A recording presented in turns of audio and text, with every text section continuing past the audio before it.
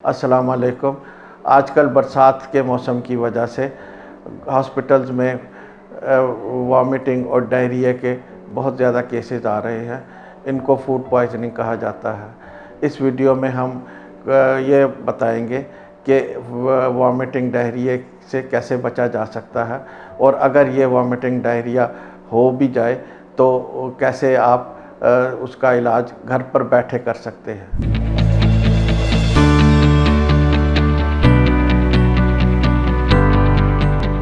बिस्मिल्लाहिर्रहमानिर्रहीम। मेरा नाम डॉक्टर मोहम्मद अतीकुर रहमान है। मैं कंसल्टेंट फिजिशियन और एसोसिएट प्रोफेसर ऑफ मेडिसिन हूँ। आज मैं आपके साथ फूड पॉइजनिंग के बारे में चंद गुजारिशात पेश करूँगा। आजकल बरसात का मौसम है और फूड पॉइजनिंग के बहुत ज़्यादा केसेस हॉस्पिटल में आ रहे हैं।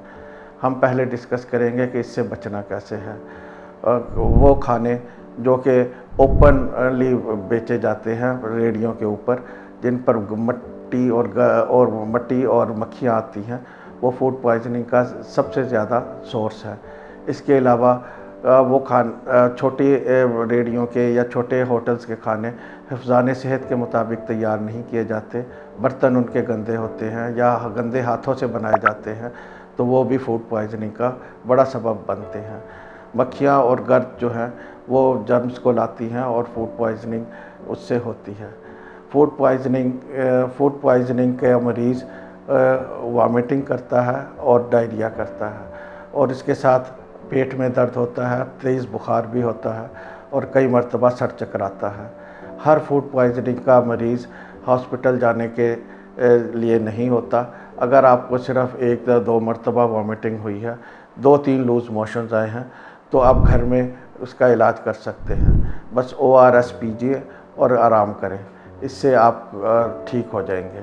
लेकिन अगर आपके पखाने में खून आना शुरू हो गया है, बुखार बहुत तेज़ है, वॉमिटिंग जो है वो रुक नहीं रही, तो आपको हॉस्पिटल जाना चाहिए, वरना आपके जिस्म में पानी की कमी हो जाएगी और आपके जान को ख़तरा है। वहाँ पर आपको IV फ्लूइड लगाया जाएगा, एंटीबायोटिक दी जाएगी, और जब आप ठीक हो जाएंगे तो घर आ सकते हैं।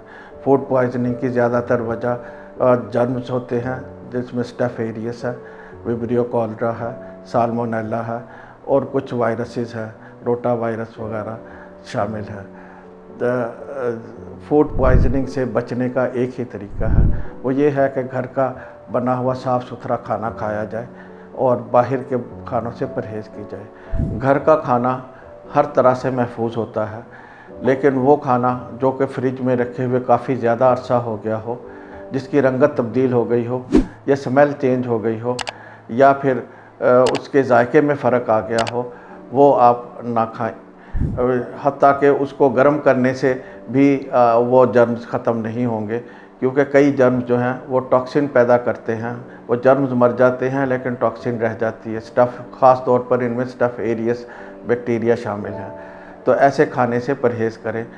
फ्रिज में ज़्यादा देर तक ना रखें, क्योंकि आजकल लोड शेडिंग के ज़माने में फ्रिज के अंदर भी रखी हुई चीज़ ज़्यादा देर तक काबिल इस्तेमाल नहीं रहती। मुझे उम्मीद है आपको मेरी ये बातें पसंद आई होंगी। अगर आप मज़ीद मालूमात या इलाज करवाना चाहते हैं तो marham.pk के ज़रिए मुझसे रब्ता कायम कर सकते हैं। ऑनलाइन कंसल्टेशन भी marham.pk के ज़रिए हो सकती है। शुक्रिया।